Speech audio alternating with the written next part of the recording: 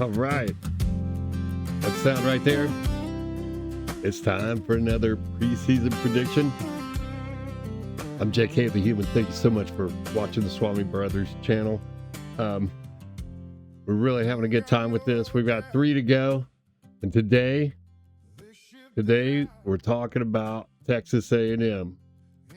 So in the other episodes, we've given you a little information about the coaching staff for each one and tried to fill in as much as we can find out about movement. It's really hard to gather all this information together. I know you don't care. But to friends and family, I've really been digging, trying to get good stuff so that we can report it here. And yeah, so I'm just going to read from the notes a little bit that we put together. Texas A&M coaching staff, 2026, head coach Mike Elko, 3rd season. Real continuity at the top. We've talked about how we have a lack of data on almost all of this stuff because we're trying to put together predictions for what they're going to do, and it feels ridiculous to me because I'm really a numbers person. You have to understand that. But nevertheless, here we are. I've committed myself to saying something, and Swami has already gone through the process of, with no input at all except for the DNA of these teams, predicted an outcome for the season. So continuity at the top matters. When I say real continuity at the top, it's so hard to do what these teams are going to do, what these college teams are going to do. You have to have, basically everybody needs to know what everybody else is thinking before they think it, and they need to act together as one circuit. Otherwise, you're just hoping to get lucky. And and these are, they're college kids. These organizations are totally professional. There's nothing, hey, let's go pop a tent and see what happens about it. It's calculated out to the nth degree. They have staff members to assist staff members to assist staff members to make sure they have everything they need to win. This is big business. So continuity matters. He's CFP appearance last year. I mean, they went deep, and it was a really great year for Texas A&M and the 12th man.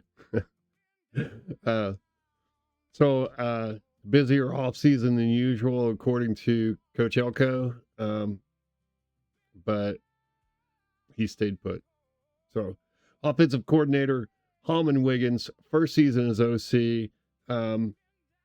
Third overall on staff. He's been there for a little while. This matters. This goes back to there being continuity. He was promoted internally after previous OC Collin Klein left to become Kansas State's head coach in December. So congratulations to him. Let's move up. That's what you want. You want to have a staff that people want. That's how you know you're doing it right, when they start hiring away your coaches.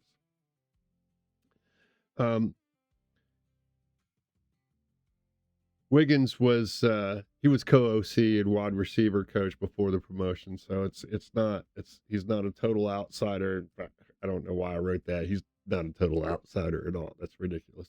Defensive coordinator Lyle Hemphill. This is his 1st season, so there's some changes there. Promoted internally. Okay, so he's been around after previous defensive coordinator, Jay Bateman, left to take the same job at Kentucky. This is the same Bateman now running Kentucky's defense that we mentioned in our earlier episode. We got some feedback on that too. That was fun. Bateman actually stayed on through the playoff run before officially departing, so that was kind of him. Clean handoff rather than a scramble. It really helped because Texas A&M was rolling there. Co-defensive coordinator Elijah Robinson, 2nd season, returning piece on that side. They They promote from within. This is a good organization. You know, if you're looking down the roster and you don't feel like you have somebody that's ready to step up, to take the next step up, you don't have a great roster, do you? Like, you got to start thinking about that stuff. But that's the coaching. Now I know what everybody's here for. Let's just pull up the schedule and take a bite out of it right here. All right. So here we go. September 5th starts it off. Missouri State at home. We got this. Obviously, I shouldn't say obvious. I'm sure Missouri State's going to come in and do the best they can, but this is going to be a confidence win, and that's by the numbers. These are not my opinions. These are the opinion of the algorithm that I wrote. So I guess indirectly could be, but not really. And the reason why I say not really is this thing is so long now, I don't know what it's going to say before it says it. So September 12th, moving on. Arizona State. Again, home game. That helps. Arizona State, it's not, you don't want to overlook them, but call this a marquee non-conference home game. Swami doesn't care. Swami likes Texas A&M right here comfortably. September 19th at home. Kentucky's coming to town. Should be fun. Especially since there's, a relationship, a coaching relationship. One left, one for the other. He's going to know some stuff. That's going to make this game really interesting. And the very next game after this is at LSU, so they have to go on the road. Some people would say, hey, here's the perfect, trap game. Could be. Swami doesn't care. Swami says, yeah, they got that one. No problem.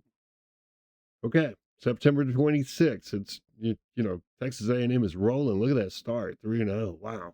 All right. September 26th, LSU is away. I just said they'd be looking forward to this, and it might make them stumble a little bit with Kentucky. But even with all that NIL money that Lane's spending, Swami doesn't care. Swami's saying, yeah, this is a win too. Now, this is a great game because I'm going to be watching. I don't always agree with Swami. And like I said in the other episodes, I have said things where I've told people, I don't believe this is going to happen. And then it did. And it's happened 3 times in a row. So 3 times in a row, I said, Swami doesn't know that so-and-so's tired and they played back-to-back games and they haven't rested them and all this stuff. Swami doesn't care. So I'm riding with Swami. October 3rd. At home. Arkansas is coming to town. Remember all that, if you haven't seen the Arkansas prediction, we talk about the coaches there. They had some turnover. They got a lot of changing going. And here you have, Steady Eddie and Texas A&M.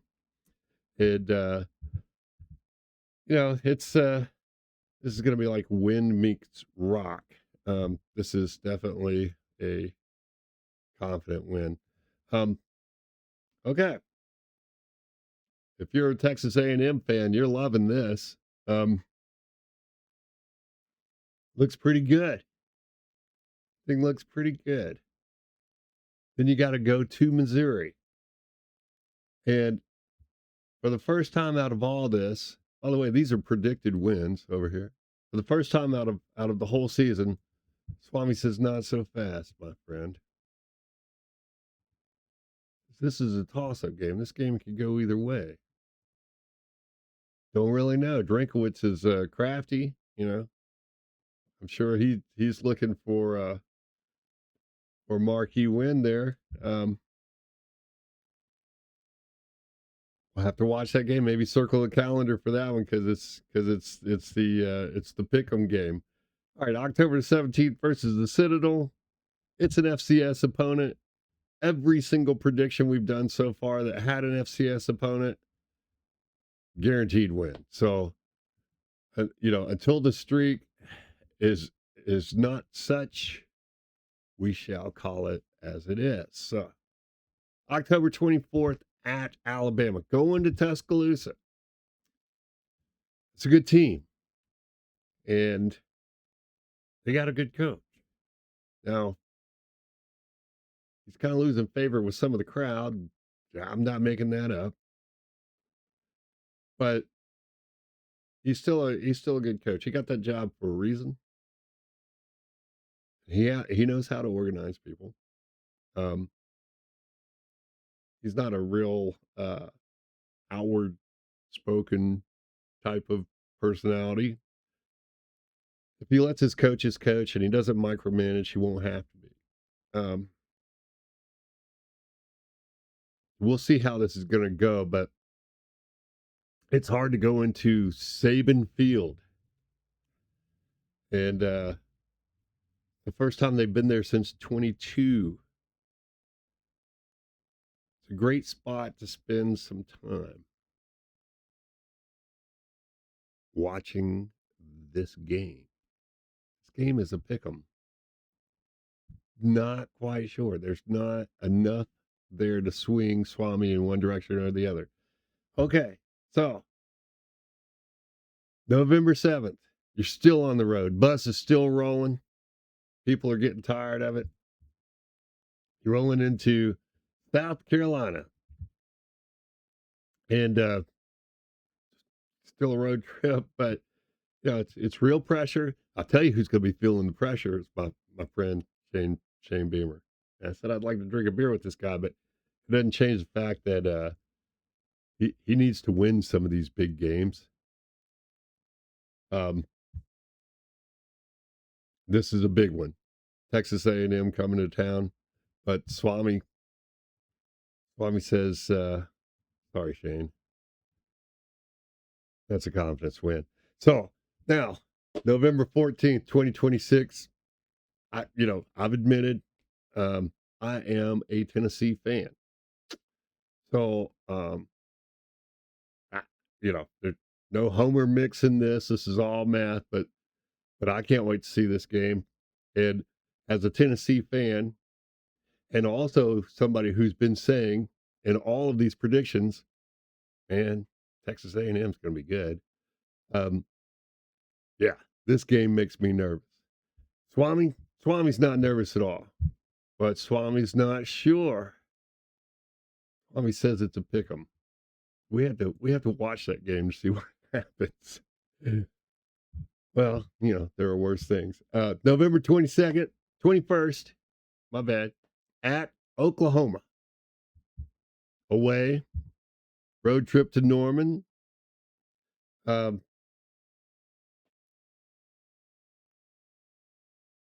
Yeah, I wouldn't want to go into Norman and play them. This is one of the strongest teams in the series. We've talked about Oklahoma already, and if you go back and watch that one, you'll see why. I mean, this I'll tell you right now, Texas A&M is right up there with them, and all of these teams, Texas A&M, well, Georgia, Texas A&M, Oklahoma, the favorites. They didn't have a lot of turnover, and as a matter of fact, they just gave Brett, coach of Oklahoma, a raise because he's doing a great job. But still, for Swami, there wasn't enough information here, so Swami went with Pick'em, and then your in-state rival. And these games are so much fun. So Texas versus Texas, they hate each other. It's just like Texas hates Oklahoma and Oklahoma hates Texas. I mean, this is a lot of angst, and don't you be looking this way type of stuff going on there, which makes this stuff so much fun. So this game is going to be great. It's a rivalry finale. It's a Friday game. Weird. Okay. So Friday game. It's at home for Texas A&M. So Texas has to come in. You can throw the model out the window. These things can go either way. And this is a great thing about the last game of the year. These in-state rivalries. It's crazy. We've seen it in the SEC so many times. I can't even name them all. I'm not even about to start.